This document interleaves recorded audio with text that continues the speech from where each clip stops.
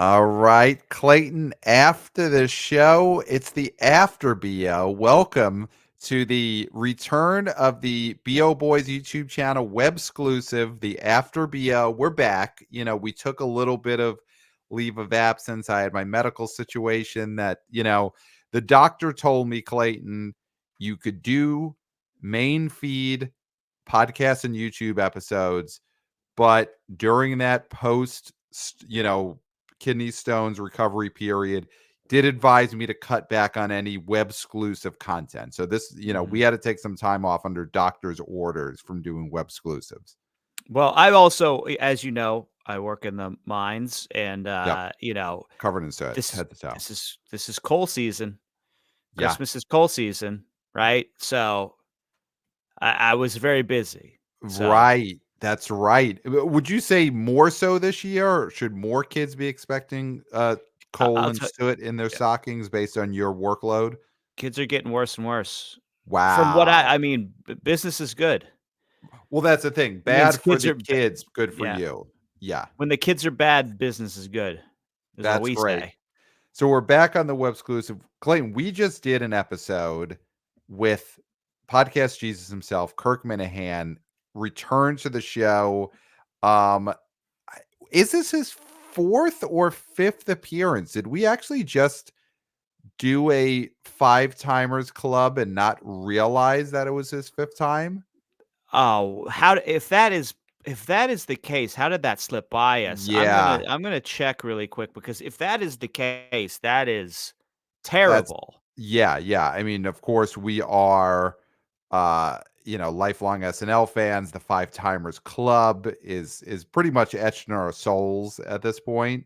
Mhm. And to not keep track of that with the Kirk Minahan appearances. But I mean, he would be the as quick as you could get to five timers. I mean, it took Tom Hanks uh, you know, years to get a five Mhm. timers club. Kirk would have Well, done that but on the you BO Boys in 6 months. Mendelsohn probably would have gotten Yeah, you know, Mendelsohn, of got course, the is the jacket. is the Steve Martin at this point. Yeah. He's setting a pace that's tough to break. But great episode. I mean, listen, that guy's a pro. Kirk Minahan is a pro. It's not a surprise. He does this for a living. Well, I'll tell you what, our 2023 wouldn't have been what it was without Kirk Minahan. Yes. Yes. That's for sure. That Yeah. is for damn sure. Yeah. So great episode. So if you haven't checked out the main episode from this week, we of course covered this Wonka opening weekend. We talked a lot about the upcoming Christmas movies, got his take on it. We talked about the kidney stones. Clayton, seems like you have discovered This will have something been new. his 5th. This will have been his 5th. We Will has been missed the it. We fifth. missed his Okay. 5th. Well, you know what? We within Let's the ma BO boys, six 6 could be the big one. Six Timers Club. I was look Six look timers at club. that. I was just gonna say that. Yeah. Six Timers Yeah. Club is the big one. We owe we owe Mendelsohn a jacket, probably. We probably owe Yeah. Bach a jacket.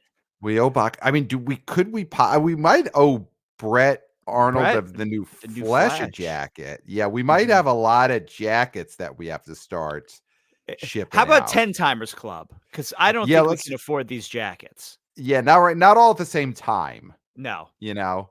Yeah. Well, unless the jacket people give us a deal, we might actually want to bulk buy these, Timers Yeah. Club jackets. That might actually be the way to go. We might have to Um, buy, like, 200 to yeah, make it, yeah, feasible, yeah, and and then just we keep just them have in to my start. room. Yeah, and we just have to find more guests and start booking them more frequently to get rid of these jackets. Yeah, yeah, yeah. But yeah, huge episode, fifth time for Kirk Minahan. Go listen to that. Go watch that on the YouTube channel. So, Clay, we got some big things to do on this after BO.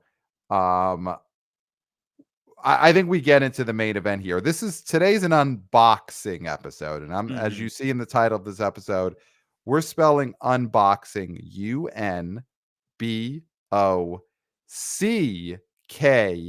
UNBOCKSING because we're opening a gift that I received from Exhibitor Relations Co's Jeff Bock. Now you can see there are some redacted addresses here. Mhm. Redacted my address, redacted Jeff Bock's address. Everyone knows I live in Brooklyn, so we could leave that in there, catch it at the Nighthawk. But I'm surprised he got didn't send it to your chalet in France. well, I mean, it would have cost him so much more to ship it out there. So he knew better than to send it to one of my vacation spots around the world. Keep it Where in you America for shipping summer. costs. Yeah.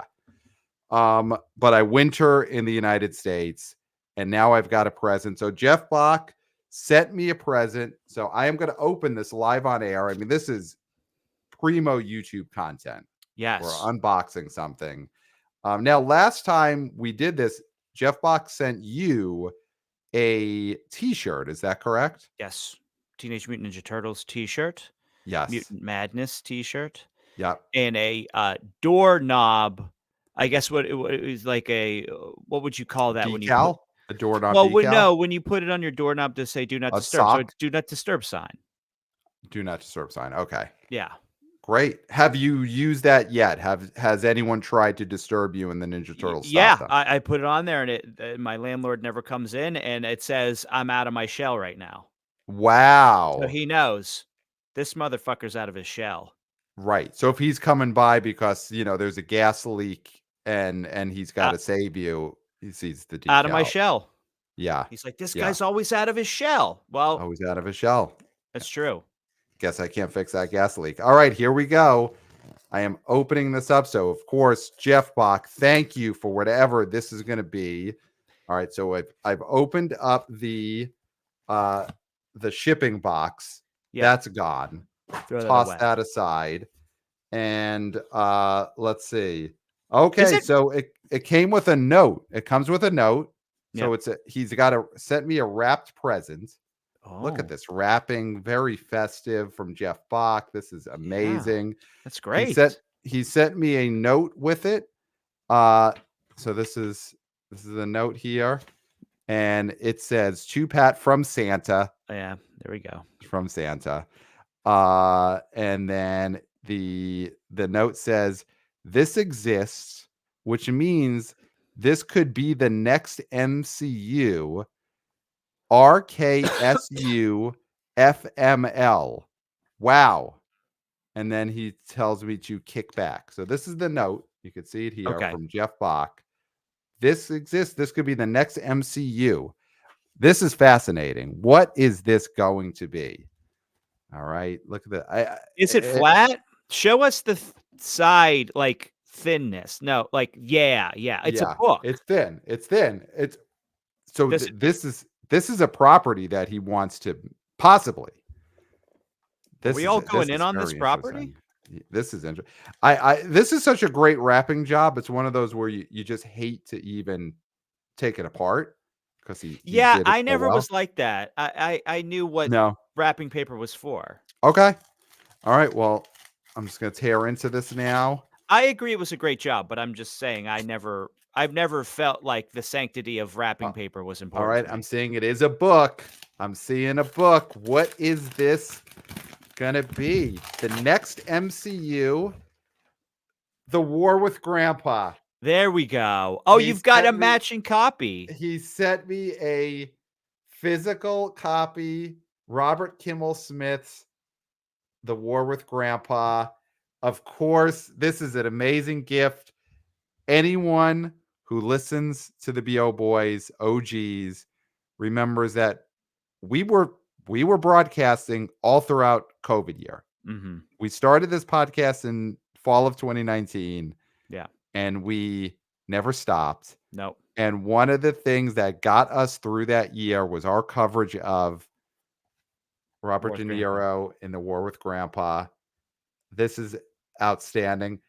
The cover of this, I mean, they really cast De Niro perfectly. Look at this Mhm. cover model. And then you see that and you're like, only De Niro could play this guy, right? This Um, had to end up being De Niro. Had to be. you know what's funny about this, Pat, is that you bought me Yeah. this same exact book, not that Yep. version, The one MTI movie tie-in edition, I movie think. tie-in edition Yeah.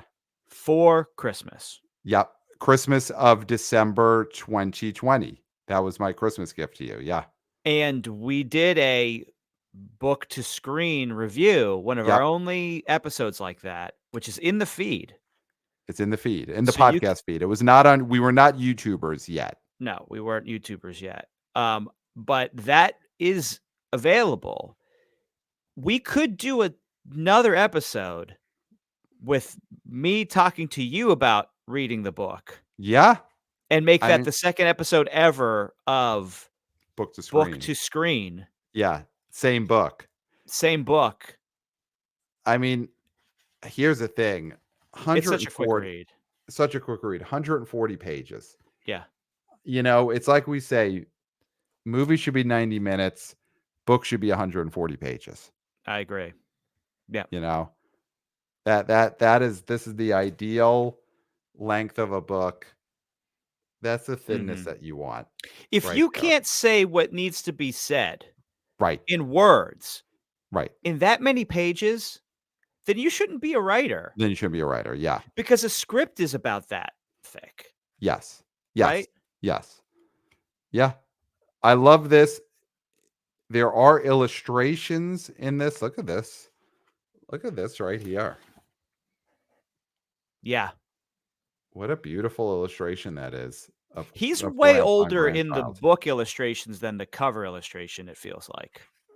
It's not so the actor, the cover model, who I mean, this guy's probably had a great career as a cover model. He probably started as a romance novel, like Beefcake Pirate guy, and then Uh, progressed into this. Now, I don't wanna get political.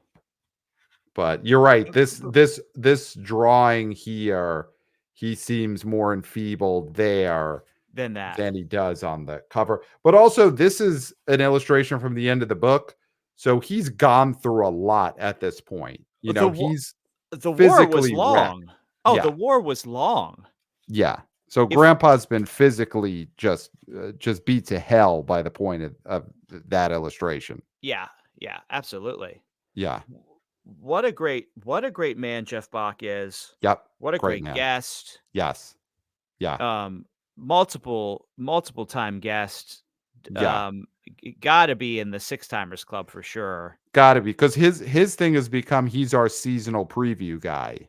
Yeah. And, there's been so many seasons since we've started this show. So, yeah, he's got to be up there. Incredible gift, incredible gift, incredible unboxing. And I love this spin-off series now is Jeff sending us presents so we could do unboxing episodes. Yeah. Can you believe Jeff Bock is in the Nine Timers Club? Wow. Wow. He's needs a jacket. Yeah, yeah, That guy needs a jacket. yeah. We gotta get Uh, these men jackets. so great unboxing. Other housekeeping here. I do want to throw out here. You and I saw a movie last night that we really liked. So we're not reviewers, we're not critics hub, but I'd love to Huh? just give a thumbs up. We saw American Fiction. Jeffrey Wright, I think now firmly, I Mm, get it now when it comes to him being in the Oscar race. To me, yes. I'd love to see him take it home after finally seeing this M movie. Me too. Here's where we'll tie it to box office. Mhm. The marketing on this movie has been poor. And so what I wanna say to that is, this movie deserves box office because Yes. it's not the movie you think it is. It's not the gimmicky sort of, sitcom-y, uh, premise-y movie. I mean, It's there not is Marcy X, which is it's not something Marcy we X. talked about coming out of seeing this movie last night. The Lisa Kudrow Well, runs a rap company. The I big it's not b wacky premise where that's the only thing that the movie's about. it is not Bullworth And is it's not what we really Bulworth. wanna say. This is not Yes, not Bullworth, it's not Bulworth. okay? This is like a family this is a movie about a family. Yep. This is a joyful movie, even though there's sadness to it. We were pretty much blown away by this movie. We're not critics, huh? Uh, But we're movie lovers, and we think yeah. that don't worry about the commercial. Don't worry about the trailers. Just go see this movie. Yeah. Though I think you really were anti this premise. Like coming into this movie, you seemed like you thought you wouldn't like, and then you were pleasantly really surprised and liked it. If you think the premise, the gimmick, of him pretending to write a book that, in a different character, if you find that funny, the movie is very funny in using that. Yes. So you will like that in terms of the big comedic premise. I think what we're saying is there's a lot more to this movie than just the gimmick that's being advertised in the posters and in the It's commercials. it's not kicking it old school with It's Jamie Kennedy. it's definitely not. Yeah. Or what it's Yeah. not no, not kicking it old school. What was his one? Malibu's Most Wanted. It's not Malibu's Most Wanted. It's not a Malibu's That's Most the Wanted one. situation. Yeah, no, it makes sense why this is in the Best Picture race in terms of it seems like it's gonna get a nomination for Best Picture, knock on wood. Jeffrey Wright, I mean, to me, feels like I don't know if, and we'll get more into the Oscar predictions as we get closer. I don't know if Cillian Murphy is the big front runner, but I think there is a spot where things settle and Jeffrey Wright actually has a chance to win. Obviously, he's got to get nominated first, but after seeing this, I don't know. I think he's got a shot. Audience Award of Toronto. Yeah. And that does not mean anything necessarily for Best Actor, but it means a lot for Best Picture. Yep. Green Book famously got that audience award in Toronto, ended up winning. Yeah, it's a very good movie. Here's what I'll say box office wise. Looking at that, looking at what ended up happening with the holdovers, that movie stalled out at 17 million, then Ugh. PVOD, and now it's kind of out of theaters. Looking at Poor Things doing it's in 4 cities, now it's in 5 cities, and it's doing well per average, but It did great this weekend. It did did great this great. No, it did. It did. Here's what I'll say. I don't think the platforming strategy works anymore. And something like American Fiction or The Holdovers or Poor Things, you got to treat them like a big movie and get them you do 1 week where you just do New York and LA. I totally sure. New York, we deserve that much. Mhm. Yeah. Forget the strategy. We just deserve to see things first, Don't and take that everyone from us. understands that. Yeah. Um, but you do that 1 week, and then the next week has to be a wider release that coincides with all your promotion.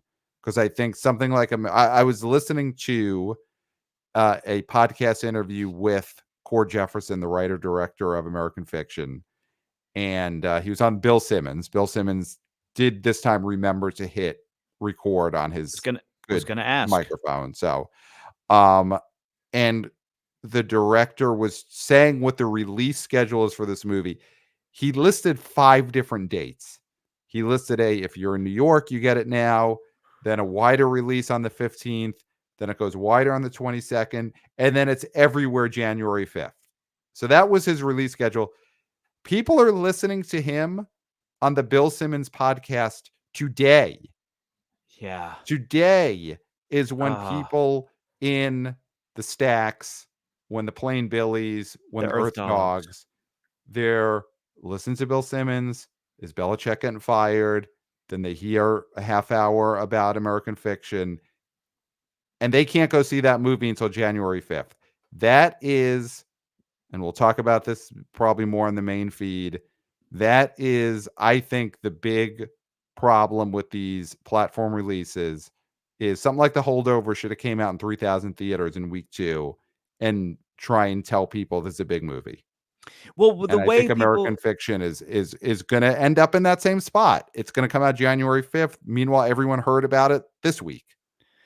because the platforming thing is a bygone era. Bygone It's era. the internet now. Every movie should just come out when it comes out. Yeah. Like that's the thing is that everybody's going to be talking about this movie so much before anybody in the stacks can see it, Yeah. and that's going to create anger towards this movie. It's going to create Yes. that sort of feeling where they're going to say, you know what? I already heard every goddamn podcast talking about this thing. I don't need to see it. Yes. And at this point, when it comes out January 5th, people are going to say, I heard them talk about this on Bill Simmons a month ago. Is this on PVOD yet? Yeah. I'm going to wait I'm going to another wait. 17 days. Yeah. Yeah. So great movie. but the release schedule is it's just maddening. But do go see it if you have the chance. We both have seen Poor Things, and we both like that. I would say I Yeah, liked yeah. American Fiction more, Me honestly. too. Me too. Yeah, yeah.